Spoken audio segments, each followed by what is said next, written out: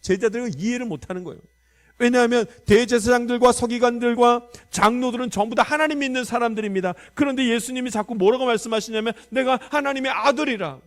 정말로 예수님이 하나님의 아들이시라면 대제사장들과 서기관들과 장로들이 어떻게 하나님을 알고 예수님이 하나님의 아들이라고 말씀하시는데 예수님을 죽일 수 있겠습니까? 그런 일이 어떻게 벌어지냐는 거예요. 제자들이 이해를 못합니다. 이성적으로 생각하면 받아들이기 어려운 말씀이 너무나 많습니다. 그럼에도 불구하고 성경을 읽은 다음에 가슴이 뜨거워지고 하나님이 살아계시며 예수님이 내 죄를 사해 주셨다는 사실을 믿는 사람은 하나님이 이미 택한 자들입니다. 할렐루야.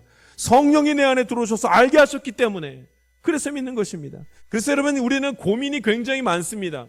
이성적으로 받아들일 수 없고 이해할 수 없는 것들이 너무나 많음에도 불구하고 예수님을 믿고 있는 나 자신에 대해서 신앙적 갈등을 굉장히 많이 가지고 있습니다. 예수 믿고 살아가면 고통이 없을 줄 알았는데 계속 고난이 있고 절망의 시간이 이어지는 것을 보고 끊어지지 않습니다. 이번이면 되겠지, 이번만 지나가면 되겠지. 아니요, 계속 이어집니다. 문제투성이, 실수투성이, 세상살이 가운데 고난이 많습니다.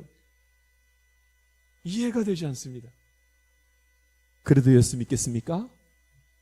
그래도 예수 믿습니다.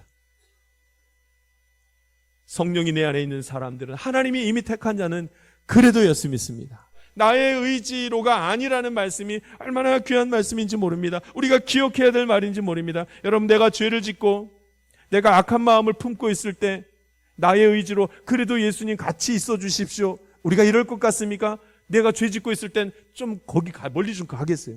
이러죠. 인간은 놀랍게 너무나 기쁘고 행복할 때는 주님을 찾는 것이 아니라 그 기쁨에 푹 빠져서 그냥 지내고 마는 것이 인간의 모습입니다. 내 의지로, 내 감정으로 주님을 찾고 주님과 함께하기를 바란다는 것, 있을 수가 없는 일입니다. 그러니까 내 의지가 아닙니다. 하나님은 하나님의 방법과 하나님의 때로, 하나님의 의지로 우리 가운데 임하시는 겁니다. 하나님의 일이 있고 사람의 일이 있다고 예수님이 지금 가르치시면서 말씀하십니다.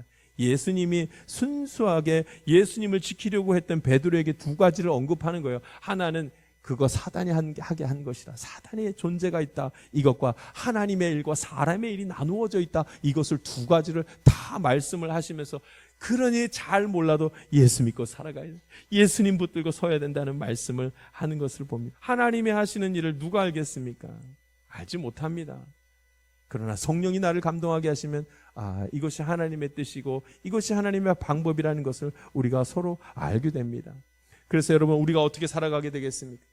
모호해도, 이게 맞나 싶어도 그것으로 염려하지 않습니다. 나는 그래도 예수님 믿습니다. 모호함이 나중에는요, 하나님을 향한 감격으로 바뀌게 됩니다.